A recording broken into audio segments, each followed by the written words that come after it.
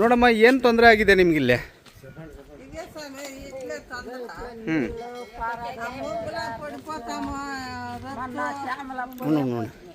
గుండ్లు రచ్చు నీళ్ళు ఇంటి పక్కలేనే నేను లాభక్కని పడిపోతా సమయం ఎవడున్నా ఇప్పుడు ఇక్కడ ఇంత తొందర అవుతా ఉంది కదా, మీరు ఎవరికి చెప్పలేదా? ఊర్లో నంబర్లు ఎవరు సెక్రటరీలు ఎవరు మాకు తెలుసునా. ఇప్పుడు ఇంటి ముందర ఇంత గలీజ్ ఉంది కదా, రోగాలు ఏమైనా వస్తే ఏం చేస్తారో? ఏం చేసేది, ఆ రోగం మాలకే వచ్చేది. ఇప్పుడు ఈ పైపులంతా వేసారు కదా, నీళ్ళు ఇడిచినారా ఇక్కడ? ఇప్పుడు ఎవరన్నా మొన్న ఏమో నువ్వు పడిపోతావు అని చెప్పి ఇది గుంతల నిజమేనా? ఎట్లా ఇప్పుడు ఇట్లా ఏమన్నా దీన్ని వాళ్ళకి చెప్పే ಕೈಲಾದ మీరు ఇక్కడ ಪೈಪ್ ಲೇಸೆ ಒಳಕ್ಕೆ? ಶಿಡ್ಲಘಟ್ಟ ತಾಲೂಕಿನ ಕೊತ್ನೂರು ಗ್ರಾಮ ಪಂಚಾಯಿತಿ ವ್ಯಾಪ್ತಿಯ ಗೊರಮಡುಗು ಗ್ರಾಮದ ಹಲವು ಬಡಾವಣೆಗಳಲ್ಲಿ ಸುಸಜ್ಜಿತ ರಸ್ತೆ ಇಲ್ಲದ ಕಾರಣ ಕೊಳಚೆ ನೀರು ರಸ್ತೆಯಲ್ಲಿ ನಿಲ್ಲುತ್ತಿದ್ದು ಮಳೆಗಾಲದಲ್ಲಿ ಮಳೆ ನೀರು ಹರಿದು ಹೋಗಿದೆ. ಅಲ್ಲಿನ ನಿವಾಸಿಗಳು ತೊಂದರೆ ಅನುಭವಿಸುತ್ತಿದ್ದಾರೆ. ಇದಲ್ಲದೆ ಜಲಜೀವನ್ ಮಿಷನ್ ಯೋಜನೆಯಡಿಯಲ್ಲಿ ಗ್ರಾಮದ ರಸ್ತೆಗಳನ್ನು ಅಗೆದು ಪೈಪ್ ಲೈನ್ ಮಾಡಿರುತ್ತಾರೆ. ಅದನ್ನು ಮುಚ್ಚದೆ ಬಿಟ್ಟಿರುವ ಕಾರಣ ವೃದ್ಧರು, ಮಕ್ಕಳು ಬಿದ್ದು ಗಾಯಾಳುಗಳು ಸಹ ಆಗಿದ್ದಾರೆ. ಜಲಜೀವನ್ ಮಿಷನ್ ಗುತ್ತಿಗೆದಾರ ದೇವರಾಜ್ ಆದಷ್ಟು ಬೇಗ ಈ ರಸ್ತೆಯನ್ನು ಸರಿಪಡಿಸಬೇಕು ಎಂದು ಗ್ರಾಮಸ್ಥರ ಮನವಿಯಾಗಿದೆ. ಈ ಯೋಜನೆಯಡಿ ಹಲವು ಕಡೆ ಗುಣಿ ಮುಚ್ಚದೆ ಬಿಟ್ಟಿರುವ ಕಾರಣ ಮಳೆ ನೀರು ಸಂಗ್ರಹ ಆಗಿ ಸಾಂಕ್ರಾಮಿಕ ರೋಗ ರುಜಿನಗಳು ಬರುವ ಸಾಧ್ಯತೆ ಇದೆ. ಅಲ್ಲದೆ ಗ್ರಾಮದ ಖಾಲಿ ಜಾಗಗಳಲ್ಲಿ ಕಸದ ರಾಶಿ ಬಿದ್ದಿರುವುದರಿಂದ ಸ್ವಚ್ಛತೆ ಎಂಬುದು ಮರೀಚಿಕೆಯಾಗಿದೆ. ಗ್ರಾಮದಲ್ಲಿ ಅವೈಜ್ಞಾನಿಕವಾಗಿ ಸಿಸಿ ರಸ್ತೆ ನಿರ್ಮಾಣ ಮಾಡಿರುವುದರಿಂದ ರಸ್ತೆಗೆ ಚರಂಡಿ ವ್ಯವಸ್ಥೆ ಇಲ್ಲದ ಕಾರಣ ರಸ್ತೆ ಮೇಲೆ ಕೊಳಚೆ ನೀರು ಸರಾಗವಾಗಿ ಹರಿದು ಹೋಗದೆ ಅಲ್ಲಲ್ಲಿ ನಿಂತು ಗಬ್ಬೆದ್ದು ನಾರುತ್ತಿದೆ. ಗ್ರಾಮದ ಅಮರಪ್ಪರವರ ಬಡಾವಣೆಯಲ್ಲಿ ಗೋಪಾಲಸ್ವಾಮಿ ದೇವಸ್ಥಾನದ ರಸ್ತೆಯು ಸಂಪೂರ್ಣ ಹಾಳಾಗಿದ್ದು ರಸ್ತೆ ತುಂಬ ಕೊಳಚೆ ನೀರು ತುಂಬಿಕೊಂಡು ಓಡಾಡಲು ತೊಂದರೆಯಾಗುತ್ತಿದೆ. ಮರಿಯಮ್ಮರವರ ಮನೆಯ ಮುಂದೆ ಕೊಳಚೆ ನೀರು ದಿನದ 24 ಗಂಟೆ ರಸ್ತೆ ಮೇಲೆ ಚಲಿಸುತ್ತಿರುತ್ತವೆ. ಕೊತ್ತನೂರು ಗ್ರಾಮ ಪಂಚಾಯಿತಿಯಲ್ಲಿ ನಾಮಕ ವ್ಯವಸ್ಥೆಗೆ ಮಾತ್ರ ಕಸ ಸಂಗ್ರಹ ಯಾರ್ಡ್ ಇರುವುದು ಗೊತ್ತಾಗುತ್ತದೆ. ಗ್ರಾಮದಲ್ಲಿ 3 ತಿಂಗಳಿಂದ ಕಸ ಸಂಗ್ರಹ ಮಾಡಲು ಯಾರೂ ಸಹ ಬಂದಿರುವುದಿಲ್ಲ ಎಂದು ಪಂಚಾಯಿತಿ ಅಭಿವೃದ್ಧಿ ಅಧಿಕಾರಿಗಳ ವಿರುದ್ಧ ಕಿಡಿಕಾರಿದ ಗ್ರಾಮಸ್ಥರು. ಈ ಗೊರಮಡುಗು ಗ್ರಾಮದಲ್ಲಿ ಜಲಜೀವನ್ ಮಿಷನ್ ಅನ್ನು ಸ್ಟಾರ್ಟ್ ಮಾಡಿ ಸುಮಾರು 6 ತಿಂಗಳಾಗ್ತಾಯಿದೆ. ಮನೆಗಳ ಮುಂದೆ ಆಲ್ರೆಡಿ ಈಗಾಗಲೇ ಎಲ್ಲ ಗಲೀಜು ಮಾಡಿ ಪೈಪ್ಗಳಾಕಿ ರಸ್ತೆಗಳೆಲ್ಲ ಅಗೆದುಬಿಟ್ಟು ಸುಮಾರು ಜನಗಳಿಗೆ ಇಲ್ಲಿ ತೊಂದರೆ ಆಗ್ತಾಯಿದೆ. ಮುದುಕರು ನೋಡ್ಬೋದು, ಈ ಒಂದು ರಸ್ತೆಯಲ್ಲಿ ಅಗೆದಿರುವಂಥ ಗುಣಿಗಳಲ್ಲಿ ಮುದುಕರು ಬಿದ್ದೋಗ್ತಾ ಇದ್ದಾರೆ. ಮಕ್ಕಳು, ವಿದ್ಯಾರ್ಥಿಗಳು. ಮತ್ತು ಅಲ್ಲಿ ನೋಡಿ ಮೇಯ್ನ್ ರೋಡ್ಗೆ ಇಲ್ಲಿ ನಾವು ಲೆಫ್ಟ್ಗೆ ಹೋಗ್ಬೇಕಂದ್ರೂ ಗುಣಿ ಇದೆ. ಅಲ್ಲೊಂದು ಎತ್ತರವಾದ ಒಂದು ದಿಂಡ್ಕಲ್ಲುಗಳು ಹಾಕಿದ್ದಾರೆ. ಮತ್ತು ಅಲ್ಲಿ ಗುಣಿ ಮಾಡಿದ್ದಾರೆ. ಅಲ್ಲಿ 100% 2 ವೀಲರ್ ವೆಹಿಕಲ್ಸು ಬೀಳ್ತವೆ. ಮತ್ತು ಅಲ್ಲಿ ಓಡಾಡೋಕ್ಕೆ ಕೂಡ ತೊಂದರೆ. ನೋಡಿ, ಇಲ್ಲಿ ಒಂದು ರಸ್ತೆಯನ್ನು ಅಗೆದಿರ್ತಾರೆ. ಇದು ಜಲಜೀವನ್ ಮಿಷನ್ಗೆ ಹೋಗುವಂಥ ರೋಡಲ್ಲಿ ಹಾಕಿರೋವಂಥ ಪೈಪ್ ಇದು. ಆಲ್ಮೋಸ್ಟು ಇದು ಊರಿಂದ ಈ ಕಡೆ ಬರುತ್ತೆ. ಇದು ಇಲ್ಲಿ ಹೋಗ್ಬೇಕಂತ ಹೇಳಿದ್ರೆ ಮಾಡಿದ್ದಾರೆ, ಒಳ್ಳೆ ಕೆಲಸನೇ ಸ್ವಾಗತ ಮಾಡೋಣ. ಬಟ್ಟು ಇಲ್ಲಿ ಏನು ಮಾಡಿದ್ದಾರೆ ಅಂತ ಹೇಳಿದ್ರೆ ಮೇಯ್ನ್ ರೋಡ್ ಇದು. ಈ ಮೇಯ್ನ್ ರೋಡಲ್ಲಿ ಈ ಬೀದಿಗೆ ಹೋಗೋವಂಥ ರಸ್ತೆಯಲ್ಲಿ ಅಗೆದುಬಿಟ್ಟಿದ್ದಾರೆ. ಇಲ್ಲಿ ಆ ಮನೆಗಳಿಂದ ಬಿಡೋ ಚರಂಡಿ ನೀರು ಇಲ್ಲೇ ಸ್ಟೋರ್ ಆಗ್ತಾಯಿದೆ, ಪ್ಲಸ್ ಮಳೆ ನೀರು ಸಹ ಇಲ್ಲೇ ಸ್ಟೋರ್ ಆಗ್ತಾಯಿದೆ. ಆಲ್ಮೋಸ್ಟು ಒಂದು ಯಾವ ಥರ ಆಗಿಬಿಟ್ಟಿದೆ ಅಂದರೆ ಇಲ್ಲೇ ಒಂದು ಚಿಕ್ಕ ಕೆರೆ ಆಗೋಗ್ಬಿಟ್ಟಿದೆ. ಇಲ್ಲಿ ಮುದುಕ ನೋಡ್ಬೋದು, ಒಂದು 70 ವರ್ಷ 80 ವರ್ಷ ಆಗಿದೆ. ಇವರೆಲ್ಲ ಇಲ್ಲೇ ವಾಸ ಮಾಡೋ ಅಂಥ ಪಾಪ ಜನರಾಗಿರ್ತಾರೆ. ಇವರು ಏನಾಗೋದು, ಅಟ್ಲೀಸ್ಟು ಇವ್ರಿಗೆ ಒಂದು ಮಾನವೀಯತೆ ಬೇಡವಾ? ಅಟ್ಲೀಸ್ಟ್ ಏನಾದರೂ ಒಂದು ಜಲಜೀವನ್ ಮಿಷನ್ ಮಾಡ್ತಾಯಿದ್ದಾರೆ, ಸ್ವಾಗತ ಮಾಡೋಣ. ಅಟ್ಲೀಸ್ಟ್ ಈ ಗುಣಿ ಮುಚ್ಚಿ ಇಲ್ಲಿ 2 ವೀಲರ್ ವೆಹಿಕಲ್ಗೆ ತೊಂದರೆ ಆಗ್ತಾಯಿದೆ, ಚಿಕ್ಕ ಮಕ್ಕಳಿಗೆ ತೊಂದರೆ ಆಗ್ತಾಯಿದೆ. ಅಟ್ಲೀಸ್ಟ್ ಅದನ್ನು ತೆರವುಗೊಳಿಸ್ಬೇಕನ್ನೋ ಒಂದು ಮಾನವೀಯತೆ ಇರಲ್ಲ, ಇಂಗಿತ ಜ್ಞಾನ ಇರಲ್ಲ. ಇವ್ರಿಗೆ ಕಾನೂನು ರೀತಿ ಯಾರೂ ಕೇಳಲ್ಲ. ಫಸ್ಟ್ ಆಫ್ ಆಲು ಊರಲ್ಲಿ ಇನ್ನೂ ಹಲವಾರು ರೀತಿ ಗುಣಿಗಳು ಮಾಡಿ ಇಕ್ಕಿರ್ತಾರೆ. ದಯವಿಟ್ಟು ಇದನ್ನೇನಾದರೂ ಎಚ್ಚೆತ್ಕೊಳ್ಳದಿರ ಇದ್ದರೆ ಗ್ರಾಮಸ್ಥರೆಲ್ಲ ಸೇರಿ ತಹಶೀಲ್ದಾರ್ಗೆ ಮನವಿ ಕೊಟ್ಟು ಇವ್ರ ಮೇಲೆ ಸ್ಟ್ರಿಕ್ಟ್ ಆ್ಯಕ್ಷನ್ ತಗೊಳ್ಬೇಕಂತೇಳಿ ಹೇಳ್ತಾ ಇದ್ದಾರೆ. ನೋಡಮ್ಮ, ಏನು ತೊಂದರೆ ಆಗಿದೆ ನಿಮಗಿಲ್ಲೇ?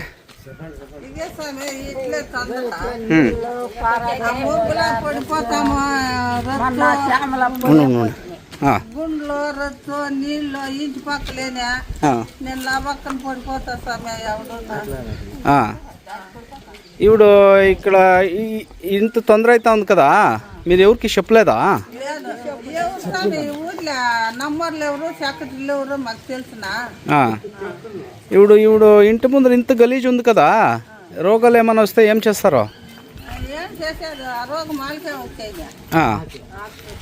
ఇప్పుడు ఈ పైపులంతా వేసారు కదా, నీళ్ళు ఇడిచినారా ఇక్కడ?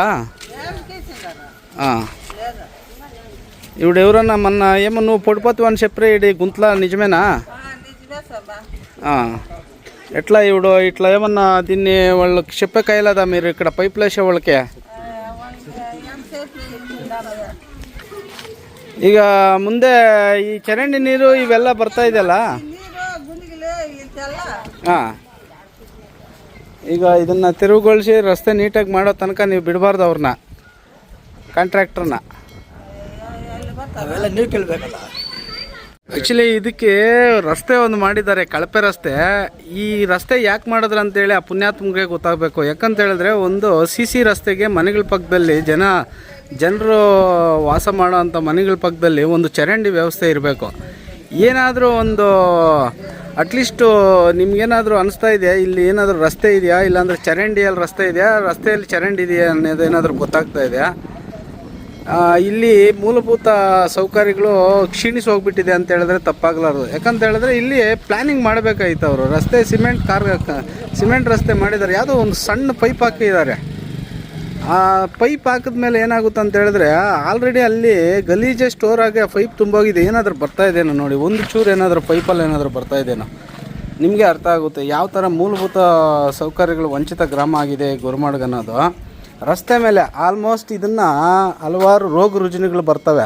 ಇಲ್ಲಿ ಪಾದಚಾರಿಗಳೇನಾದರೂ ಚಪ್ಪಲಿ ಇಲ್ದಿರ ಓಡಾಡಿ ಮನೆಗೆ ಹೋಗಿದ್ದಾರೆ ಅಂತ ಹೇಳಿದ್ರೆ ಇಲ್ಲಿನ ಗಲೀಜನ್ನು ಮನೇಲಿ ತುಳ್ಕೊಂಡೋಗಿ ಅದೊಂದು ದರಿದ್ರ, ಅದ್ರ ಜೊತೆ ಒಂದು ಕಾಯಿಲೆಗಳು ಬರೋ ಅಂಥ ಒಂದು ದೊಡ್ಡ ದರಿದ್ರ ಈ ಗ್ರಾಮಸ್ಥರಲ್ಲಿ. ಈ ಒಂದು ಕಾಲೋನಿಯಲ್ಲಿ ಒಂದು ಸಿ ರಸ್ತೆ, ಇಲ್ಲಿ ದಲಿತರು ವಾಸ ಮಾಡುವಂಥ ರಸ್ತೆ ಆಗಿರುತ್ತೆ. ಇಲ್ಲಿ ಟೋಟಲ್ ರಸ್ತೆಯಲ್ಲೇ ದಲಿತರು ವಾಸ ಮಾಡ್ತಾ ಇರೋದು ಈ ಕಾಲೋನಿಯಲ್ಲಿ. ಬೋವಿ ಜನಾಂಗ ಪಾಪ ಇವರು ಅನಕ್ಷರಸ್ಥರು, ಮುಗ್ಧರು. ಬೆಳಗ್ಗೆ ಕೆಲಸಕ್ಕೆ ಹೋದರೆ ಸಾಯಂಕಾಲ ಬರ್ತಾರೆ. ಬಂದಾಗ ರಾತ್ರಿ ಟೈಮಲ್ಲಿ ಇಲ್ಲಿ ಈ ರೋಡ್ ನೋಡಿಬಿಟ್ರೆ ನಿಜವಾಗ್ಲೂ ರೋಗ ರುಜಿನಗಳು ಬರೋ ಅಂಥ ದೊಡ್ಡ ತಾಣ ಆಗೋಗ್ಬಿಟ್ಟಿದೆ. ಇವರು ಸಮಸ್ಯೆ ಯಾರು ಇತ್ಯರ್ಥ ಮಾಡೋರು, ಇದು ಒಂಥರ ಅರ್ಥ ಆಗ್ತಾಯಿಲ್ಲ.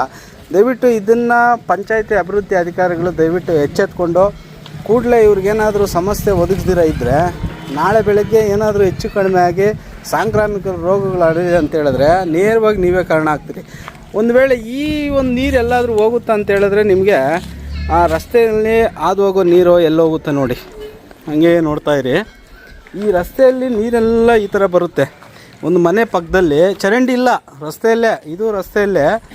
ಈ ರಸ್ತೆಯಿಂದ ಮತ್ತೆ ಎಲ್ಲೋಗುತ್ತೆ ಅಂತ ಹೇಳಿದ್ರೆ ಮತ್ತೆ ಇನ್ನೊಂದು ರಸ್ತೆಗೆ, ಮತ್ತೆ ಈ ರಸ್ತೆಯಲ್ಲಿ ಹೋಗಿ ಸೆಂಟ್ರ್ ರಸ್ತೆಯಲ್ಲಿ ಈ ಥರ ಒಂದು ಅವ್ಯವಸ್ಥೆ ಇರುತ್ತೆ.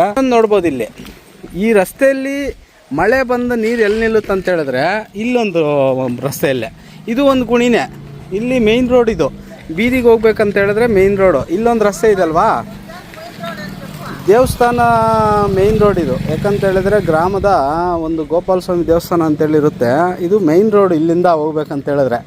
ಇಲ್ಲೇನಾದರೂ ಈ ಚರಂಡಿ ನೀರು, ಮಳೆ ನೀರು ಏನಾದರೂ ಒಂದು ಚರಂಡಿಗೆ ಹೋಗುತ್ತಾ, ಒಂದು ಕುಂಟೆಗೆ ಹೋಗುತ್ತಾ ಅಂತ ಹೇಳಿದ್ರೆ ಇಲ್ಲಿ ಸಹ ಹೋಗಲ್ಲ.